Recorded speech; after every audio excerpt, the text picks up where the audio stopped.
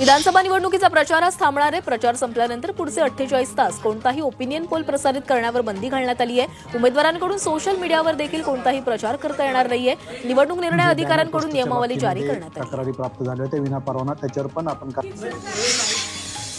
सोलापूर दक्षिण विधानसभा मतदारसंघाचे अपक्ष उमेदवार धर्मराज कडादी यांनी जोरदार शक्ती प्रदर्शन केलंय। मतदारसंघात पदयात्रा काढत त्यांनी प्रचार केला। यावेळी त्यांनी गावोगावी जात मतदारांशी संवाद साधला।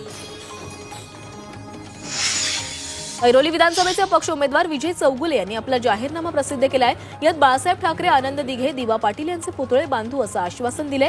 तर वाहतूक कोंडी सोडवण्यासाठी वाशी ते घणसोली कोस्टल रोडची निर्मिती करणार असल्याचंही त्यांनी जाहीरनाम्यात म्हटलंय। भंडारा मतदारसंघातील शिवसेनेचे उमेदवार नरेंद्र भोंडेकर यांच्या रोड शोला देखील खलीची उपस्थिती असणार आहे। तर दुसरीकडे नाना पटोले हे आपल्या मतदारसंघात सभेसह रोड शो करणार आहेत। पालघर विधानसभेत प्रचार शिगेला पोहोचला असून मतदारसंघात शिवसेना विरुद्ध शिवसेना आमने सामने आहेत। महायुतीकडून शिंदे शिवसेना पक्षाचे उमेदवार राजेंद्र गावित आणि महाविकास आघाडीकडून शिवसेना उद्धव बाळासाहेब ठाकरे पक्षाचे जयेंद्र दुबळा यांच्यामध्ये चुरशीची लढत रंगणार आहे। विशेष म्हणजे हे दोन्ही उमेदवार सख्खे साथी। पालघरच्या विक्रमगड मतदारसंघात राष्ट्रवादी शरद पवार पक्षाचे उमेदवार सुनील भुसारा यांच्या विरोधात भाजपचे उमेदवार हरिश्चंद्र भोये रिंगणामध्ये आहेत। तर अपक्ष उमेदवार प्रकाश निकम यांच्यामुळे अधिक चुरस पाहायला मिळतेय। तसंच अपक्ष उमेदवारामुळे महायुती आणि मवियाच्या उमेदवारांची चिंता वाढली आहे। भंडाऱ्यात काँग्रेसचे बंडखोर उमेदवार प्रेमसागर गणवीर यांच्या प्रचारासाठी अभिनेत्री किशोरी शहाणे यांचा रोड शो पार पडला। या रोड शोला नागरिकांची गर्दी पाहायला मिळाली। दरम्यान यावेळी पवनी विधानसभा क्षेत्रात चौरंगी लढत होणार आहे। अकोल्यात गोव्याचे मुख्यमंत्री प्रमोद सावंतांनी उद्योजकांची बैठक घेतली। महायुतीचं सरकार आल्यास जीएसटीच्या प्रलंबित समस्या मार्गी लावणार असं आश्वासन सावंतांनी दिलंय। तसंच केंद्र सरकार यावर लवकरच निर्णय घेणार असल्याचंही त्यांनी म्हटलंय। महाराष्ट्रासमोर अदानीची सुलतानी संकट असून आपलं सरकार आल्यावर त्यांचे आदेश फेकून देणार असल्याचा इशारा उद्धव ठाकरेंनी बीकेसीतील सभेत दिलाय। पहिल्या कॅबिनेटमध्ये अदानीच्या घशातील मुंबई काढून घेणार असल्याचं उद्धव ठाकरेंनी म्हटलंय। तसंच गरज पडल्यास MMRDA ही बंद करू असंही ठाकरेंनी म्हटलंय। आमच्या रक्तामध्ये असणारा भगवा रंग मुंबईवर घाला घातला तर आम्ही काटेंगे म्हणत उद्धव ठाकरेंनी बीकेसीतील सभेत मोदींसह फडणवीसांवर जोरदार प्रहार केलाय। बटेंगे तो कटेंगेवर राजकारण सुरू आहे। मोदींना असुरक्षित वाटत असेल तर मोदींनी राजीनामा द्यावा अशी मागणी देखील उद्धव ठाकरेंनी केली आहे। मतदारसंघासाठी काहीही करू शकतो, त्यामुळे गुदगुल्या करण्याचा प्रयत्न करू नका असा इशारा आरोग्यमंत्री तानाजी सावंतांनी विरोधकांना दिलाय। मी काय करतो ते अख्ख्या महाराष्ट्रानं जाणलंय, त्यामुळे माझा नाद कोणी करणार नाही असंही ते म्हणाले। धाराशिवच्या परंडा इथे त्यांनी हे वक्तव्य केलं।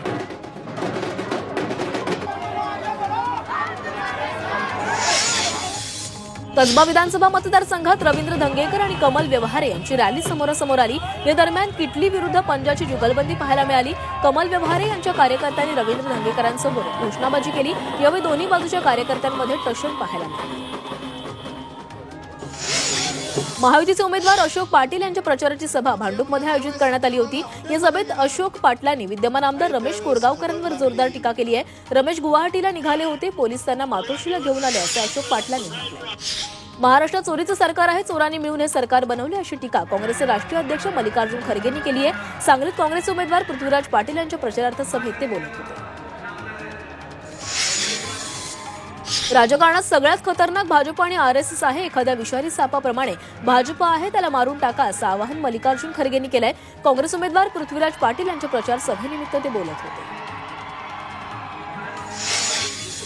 एकनाथ शिंदे, देवेंद्र फडणवीस आणि अजित पवार यांनी भ्रष्टाचार करून पैसा कमवल्याची टीका काँग्रेस नेते मुकुल वासनिकांनी केली आहे। अकोल्यात काँग्रेस उमेदवार साजिद खान पठाण यांच्या प्रचार सभेत ते बोलत होते। यावेळी त्यांनी सरकारवर टीकेची झोड उठवली। पुसदमधील 72 वर्षांपासून असलेली नाईकांची सत्ता उलथवून लावा असं आवाहन शरद मैंद यांनी केलंय। राष्ट्रवादी काँग्रेस शरद पवार पक्षाचे उमेदवार शरद मैंद यांनी गावोगावी प्रचार केला। यावेळी त्यांनी आपल्या विजयाचा विश्वासही व्यक्त केला।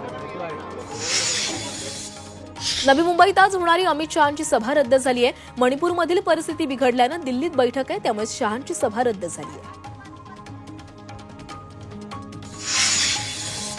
बेलापूर विधानसभेच्या भाजप उमेदवार मंदा म्हात्रे यांच्यासाठी नेरूळमध्ये JP नड्डा यांची सभा होतीये। प्रचाराच्या शेवटच्या दिवशी ही सभा होणार आहे। या मतदारसंघात यंदा तिरंगी लढत आहे। पुण्यात आज उपमुख्यमंत्री देवेंद्र फडणवीसांचा दौरा असणारे दौंड विधानसभा मतदारसंघातील भाजपचे उमेदवार राहुल कुल यांच्या प्रचारासाठी फडणवीसांची जाहीर सभा होणार आहे. तसंच यावेळी फडणवीसांचा रोड शो देखील पार पडेल. नगर जिल्ह्यातील संगमनेरमध्ये मुख्यमंत्री एकनाथ शिंदे यांच्या सभेचं आयोजन करण्यात आलंय. यावेळी मुख्यमंत्री शिंदे यांच्यासह खासदार श्रीकांत शिंदे आणि सुजय विखे देखील उपस्थित असतील.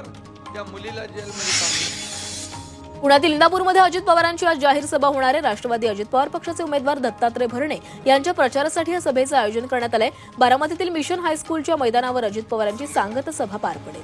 आणि या मोठ्या मतदारसंघामध्ये नागपुरात केंद्रीय मंत्री नितीन गडकरी यांच्या आज 4 जाहीर सभा होणार आहेत. मध्य नागपुरातील गोळीबार चौकात, अर्जुनी मोरगाव, तिरोडा आणि कामठीमध्ये भाजप प्रदेशाध्यक्ष चंद्रशेखर बावनकुळे यांच्या प्रचारासाठी गडकरी सभा घेतील. रायगडच्या कर्जत विधानसभा मतदारसंघात उद्धव ठाकरे यांची आज जाहीर सभा होणार आहे. महाविकास आघाडीचे उमेदवार नितीन सावंत यांच्या प्रचारासाठी या सभेचं आयोजन करण्यात आलं आहे. बारामतीत शरद पवारांच्या जाहीर सभेचं आयोजन करण्यात आलंय. उमेदवार युगेंद्र पवार यांच्या प्रचारासाठी सभा पार पडणार आहे. तसंच इंदापूरमध्येही शरद पवार यांचे उमेदवार हर्षवर्धन पाटील यांच्या प्रचारासाठी सभा. वाशिममध्ये वंचितचे तालुकाध्यक्ष अकिल सय्यद यांच्यासह शेकडो कार्यकर्त्यांनी वंचितला सोडचिठ्ठी दिली आहे. त्यांनी रिसोड मतदारसंघातील अपक्ष उमेदवार अनंतराव देशमुखांना पाठिंबा दिला. निवडणुकीच्या पार्श्वभूमीवर बेस्ट बसच्या जादा फेऱ्यांचं नियोजन करण्यात आलंय. या दिव्यांग वृद्ध मतदारांसाठी लो फ्लोअर डेक बस धावणार आहेत. त्यामुळे 20 नोव्हेंबर रोजी पहाटे 4 वाजल्यापासून ते रात्री 1 वाजेपर्यंत बस सेवा उपलब्ध असेल. मुंबईतील कोस्टल रोडचं काम 93% पूर्ण झालंय, तर उर्वरित काम पुढील 2 महिन्यात पूर्ण होणार आहे. त्यामुळे जानेवारी 2025च्या मध्यमात हे काम पूर्ण होणार आहे. या कोस्टल रोडमुळे 45 मिनिटांचा प्रवास 12 मिनिटांमध्ये होणार आहे. तसंच ध्वनी प्रदूषण आणि वायू प्रदूषणातही घट होणार आहे. स्वयंपाकघरातील अविभाज्य भाग असलेला कांदा आता थेट 100च्या उंबरठ्यावर पोहोचलाय. पावसानं कांद्याचं नुकसान झाल्यानं बाजारात नवीन कांद्याची आवक घटली आहे, तर जुना कांदा मात्र जवळपास संपलाय. कांद्याचा भाव प्रति किलो 100 रुपयांपर्यंत पोहोचलाय. सणासुदीच्या काळात वाहन खरेदीत 11.76% वाढ झाली आहे. यंदा गाड्या खरेदीनं विक्रम रचलाय. तब्बल 43 लाख वाहनांची विक्री झाली आहे. ग्रामीण भागातून जास्त मागणी असल्यानं बाईकची विक्री 13% वाढली आहे. डेन्मार्कच्या व्हिक्टोरिया केजीर हिनं यंदाचा मिस युनिव्हर्स 2024चा किताब पटकावलाय. भारतीय स्पर्धक रिया सिंह टॉप 12 मधून बाहेर पडली आहे. जवळपास 125 देशातील 130 स्पर्धकांनी यात सहभाग घेतला. तेलंगणाचे मुख्यमंत्री रेवंत अण्णा रेड्डी यांच्या गाडीची तपासणी निवडणूक पथकाकडून करण्यात आली. नांदेड जिल्ह्यातील भोकरमध्ये महाविकास आघाडीच्या उमेदवाराच्या प्रचारार्थ रेड्डी आले होते. सभासदी आल्यानंतर त्यांच्या गाडीची पूर्ण तपासणी झाली. नाशिकमध्ये देवेंद्र फडणवीसांच्या बॅगांची तपासणी करण्यात आली. निवडणूक आयोगाच्या पथकाकडून बॅगा तपासण्यात आल्या. नाशिकच्या चांदवडमधील सभा पार पडल्यानंतर हेलिपॅडवर ही तपासणी झाली. बातमी छत्रपती संभाजीनगरमधून राष्ट्रीय समाज पक्षाचे नेते महादेव जानकर यांच्या हेलिकॉप्टरची निवडणूक आयोगाकडून तपासणी करण्यात आली. पैठणच्या बिडकीणमध्ये प्रकाश दिलवाले यांच्या प्रचाराला जात असताना ही तपासणी झाली.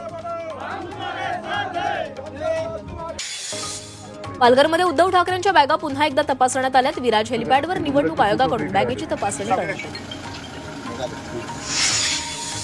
हिंगोलीत प्रकाश आंबेडकर यांची बॅग निवडणूक पथकाकडून तपासण्यात आली. संत नामदेव कवायत मैदानावर हेलिकॉप्टरमधील बॅग तपासण्यात आली.